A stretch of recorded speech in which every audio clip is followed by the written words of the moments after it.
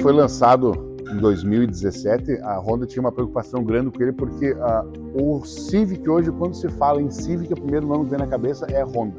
Então é o carro que tem tinha até então um formato todo especial pela Honda, né? Ele ganhou um design totalmente diferenciado do que as outras gerações vinham trazendo, né? E essa versão é o EXL, que representa da versão dos aspirados a versão mais top dele. Ganhou um formato de roda diferenciado, um repetidor numa posição bem diferente para que tenha um ângulo de visão melhor, tanto na frente quanto atrás. Farol com duplo refletor óptico, um formato em canhão, que dá uma luminosidade bem maior. A parte bem interessante de motorização não mudou muita coisa perto da nona geração, porque ele já vinha com uma situação uma bobina por pistão, um motor com bloco de alumínio. A grande mudança que esse motor passou a ter foi na situação do coxinho roletado dele, que foi uma inovação quando passou a ser o motor IVTEC, né? O grande charme que esse carro trouxe nessa nova versão foi o câmbio CVT. Ele passou por várias situações também de design, né? O farol de neblina fugindo um pouco do foco mais forte para ter um ângulo maior. As entradas de ar para refrigeração do motor também ganharam uns vincos diferenciados. A roda aro 17 de série em todas as versões, inclusive na versão do Touring, que é uma versão acima do turbo. Sensor dianteiro e traseiro nessa versão, né? Nessa e no turbo, porque as demais versões tem só o sensor traseiro. Uma grande reclamação que o Civic tinha nas outras versões era que a suspensão dele era um pouco mais firme. Essa versão ganhou um coxinho hidráulico cada roda, então o carro ficou numa situação bem mais macia, ganhando um entre-eixo também um pouco maior.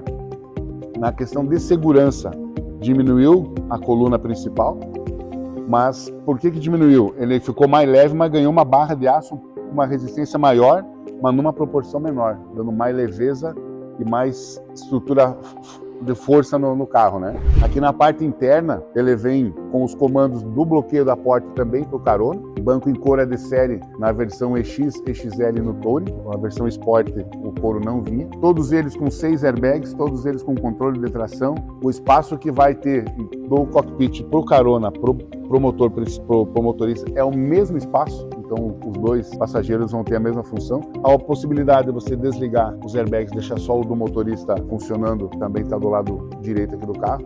Para quem viaja sempre sozinho, se chegar a ter uma colisão é mais barato o reparo, porque vai acionar só o airbag do motorista. E esse carro tem um detalhe bem interessante, porque quando você desligar o airbag, a luz que vai indicar que ele está desligado é bem na frente do motorista. Então não tem como o cara botar a família dentro do carro e esquecer que o airbag está desligado. A luz vai acender bem na frente do painel, né? Na verdade, ele vai deixar habilitado só o airbag do motorista. Os demais vão estar todos desligados. Como é um carro focado em família, ele tem um detalhe bem diferenciado na parte traseira, onde ele acompanha esse vinco lateral até a porta, deixando um espaço bem melhor para quem vai atrás. Posição o banco levemente inclinado, a vedação dupla nas portas, o que deixa esse carro com um nível de ruído muito baixo, né? Tanto para chuva, entrada de pó, entrada de água e principalmente a questão do silêncio interno. Um detalhe bem interessante que a Honda desenvolveu, vocês lembram que a linha Chevrolet, geralmente você abre a porta, o vidro dá aquela abertura e fechamento para tirar a pressão de dentro, né? O do Honda é aqui. Ele tem tipo uma bandana que, conforme você bate, ele expulsa a pressão de ar dentro através desses dois vincos que tem na parte traseira dele atrás. Tem uma bandana dentro aqui? Dentro. Conforme você bate a porta a pressão, ele expulsa a pressão interna do carro para trás. A câmara de ré numa posição bem interessante, depois eu vou mostrar lá na central que ela é multivisão, ela tem 3 ângulos de visão diferenciados. O braço do porta-mala numa proporção um pouco menor, para que não vá pressionar a mala dentro, e a possibilidade de rebatimento dos bancos internamente. Você puxa aqui, se estiver carregando precisa de espaço, agora só empurra o banco para frente, ele vai liberar o espaço maior para o teu porta-mala. O step, o socorro todo aqui embaixo, ainda gerando um espaço para guardar algum volume em torno dele. A portinhola do tanque também sem chave, né? Travando o carro, ele vai travar automaticamente a portinhola. Mesmo o vínculo de espaço traseiro com a questão do Isofix no carro e a questão do engate de âncora que tem em cima na parte traseira do tampão do porta-malas.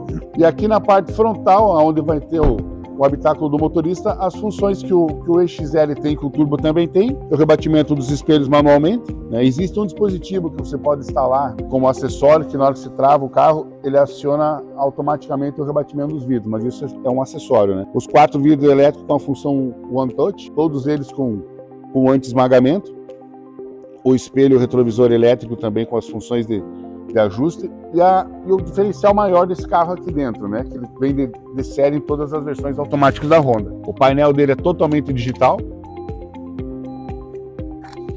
O ajuste da direção é em profundidade também e altura, né? Você consegue ter um ajuste bem mais interessante. A questão da central multimídia da câmera de ré, ela é multivisão, ela te dá 3 ângulos diferenciados de visão, né? Um ângulo mais aberto, um ângulo um pouquinho menor e outro que ele projeta a câmera para baixo. Por cima do para-choque para proporcionar que você consiga estacionar ele num ângulo bem mais perto. O Brake Hold é um sistema desenvolvido para uso mais urbano, né? Para no caso de você estar usando na cidade, toda vez que você parar o carro, em função de travar o carro devido ao freio de mão elétrico, né? Estou no drive, acionei o Brake Hold, acendeu uma luz verde aqui no painel. Eu vou soltar o freio de mão, ó, o carro já está travado. Posso soltar o pé do freio. E se porventura eu soltar o cinto de segurança, ele automaticamente acionou o freio. Então o carro não vai ter o risco de sair ou coisa assim, né? A posição do paddle shift dela, eu troco ela mesmo com a função no drive, não preciso mudar a posição. Sensor de estacionamento, controle de tração e estabilidade ajustável, os comandos de som no volante, o computador de bordo com várias funções. Esse computador de bordo dele também traz muitas coisas aqui na minha tela, como eu posso trazer o rádio, o telefone, mensagens aqui, ele vai me indicar que está com pouco combustível, né? O porta aberto. Então ele é bem interessante, posso jogar as imagens do GPS dele aqui para a tela também. Mapeamento. A direção elétrica progressiva, o ar-condicionado digital Dual Zone. Uma situação de uso bem interessante. Eu quero o carro mais econômico e menos poluente. Eu tenho o sistema Econ, onde ele vai trocar as marchas numa situação um pouco mais baixa, onde ele vai me dar economia e vai ser bem menos poluente o uso do carro. O apoio de braço também é autoajustável.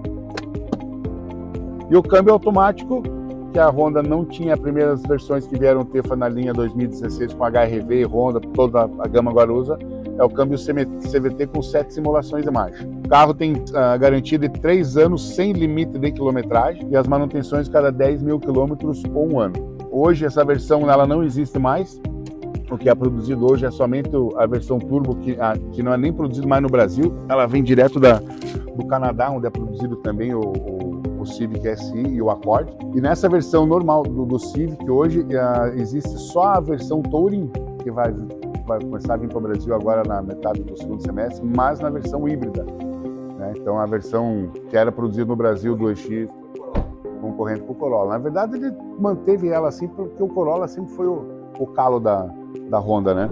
E é um carro que até foi estranho a Honda parar de produzir no Brasil, porque a aceitação do carro sempre foi muito top, né?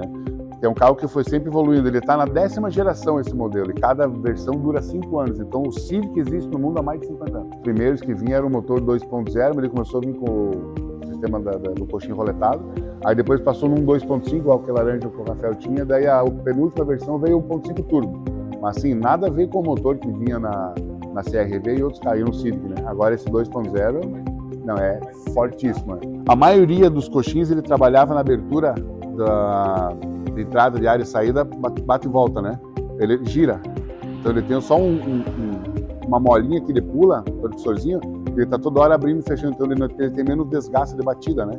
Então ele gira em vez de ele ficar batendo e voltando, batendo e voltando, batendo e voltando. Foi uma das maiores evoluções que o motor da Honda trouxe no Brasil, que começou a trazer em cima do Civic, que é o motor IVTEC. E o grande charme desse carro que ajudou a vender muito foi o test drive. O cara andar, ver a suavidade da tocada, a suavidade da suspensão dele foi um fator determinante de venda desse carro. Porque ele assustou bastante, tá? Porque a versão mais top dele, que era o XR, ele custava 99 mil quando saiu. Quando veio esse modelo, de entrada era 99 mil. Então, no primeiro momento dele, ele deu uma leve travada devido ao valor. Mas depois que ele começou a rodar, o carro foi um sucesso. E um detalhe que eu ouvi lá dentro dos trainees da Honda é o porquê da confiabilidade de Toyota, de Honda, hoje também com a linha da Hyundai, a Mitsubishi. O japonês não tem o hábito de trocar de carro muito rápido, que nem o brasileiro, troca 2, 3 anos. Ele compra um carro novo e fica 10 anos.